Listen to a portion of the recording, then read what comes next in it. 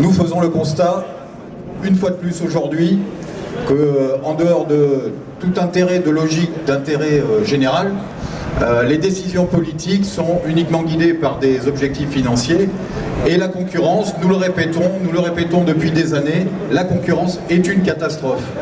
Oui, nous prenons exemple évidemment sur ce qui se passe en Europe dans un certain nombre de pays, ça a déjà été dit donc j'y reviens pas. Par contre, nous prenons aussi exemple sur ce qui se passe aujourd'hui dans le pays, dans plusieurs régions, y compris celle-ci. La concurrence, c'est des fermetures de guichets à foison. L'exemple, Nord-Pas-de-Calais, Xavier Bertrand qui ferme des dizaines et des dizaines de guichets. D'ailleurs, le 9 octobre, ce sont plus de 400 cheminots et des usagers qui sont allés sous ces fenêtres pour dénoncer cette gabegie budgétaire et de services publics et de services rendus aux populations. Aujourd'hui, vous en faites une nouvelle fois la démonstration. Le 16, à Tours, mes camarades, avec les usagers, interpelleront la région contre l'allotissement, parce que l'allotissement, c'est l'étape supplémentaire à la balkanisation du système ferroviaire. Le 17, là aussi, c'est les effets de la concurrence. Nous avons la filiale de Nantes qui a été mise en place, SVLO, où non seulement les droits des cheminots sont rabotés, ils sont remis en cause en permanence sur tous les niveaux, et que en plus ceux qui se mettent en travers du chemin subissent une répression antisyndicale extrêmement forte.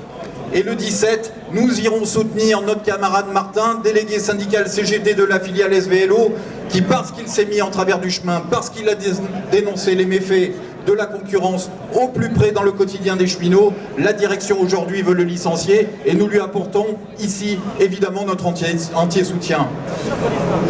Au Mans, parce que ça fait partie de la bataille idéologique féroce que nous menons sur ce sujet, mais sur bien d'autres.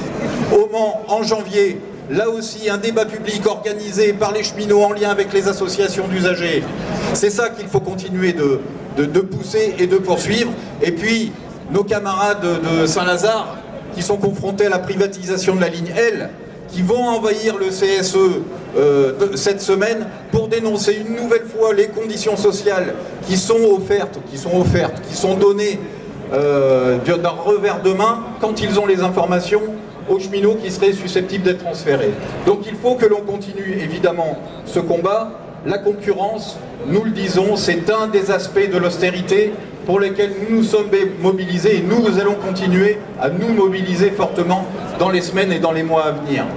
Nous avons, avec l'ensemble des organisations syndicales cheminotes au niveau national, posé une plateforme revendicative en 6 points, dont un des aspects majeurs est la lutte contre la concurrence.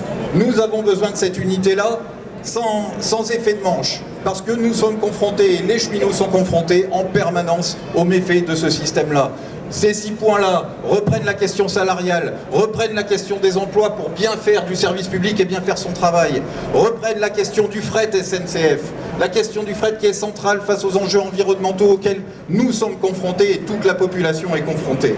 Donc oui, nous faisons, nous à la Fédération CGT des cheminots, la question de la concurrence un enjeu national. Vous en faites la démonstration comme tous les camarades, tous les collègues et comme tous les citoyens partout sur le territoire qui voient la délicatesse du service public ferroviaire et qui le refusent. Nous continuerons donc de taper partout, à tous les niveaux. Et ça, c'est un engagement extrêmement fort parce que leur système est bancal. Nos arguments sont incontestables. Donc nous devons continuer à convaincre, nous sommes convaincus et la lutte continue. Merci encore à vous et bravo.